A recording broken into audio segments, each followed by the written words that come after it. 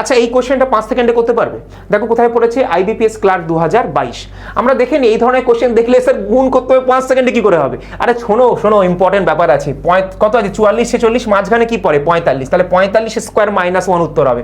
45 স্কোয়ারকে মুখোমুখি কি করে করে স্যার 25, আর 45-এর কি আসে 4 আসে সামনে, তাহলে 4 5 20 আর মাইনাসের 1, তার মানে এখান থেকে উত্তর কত আসবে স্যার 2024। 80% মানে কি স্যার পার্সেন্টেজ তুলুন, দুটো শূন্য কাটুন, তার মানে কত হবে স্যার বিয়োগ করতে বলেছে। তো 8 9 72 2 আর হাতে তোমাদের কাছে 7, 8 কে 8 সাথে কত হয় স্যার 15, তাই না? তো এখানে একটা শূন্য, তাহলে বিয়োগ করে দাও 4 0 5 দাও 10 হাতে 1, তো হয়ে গেল 504।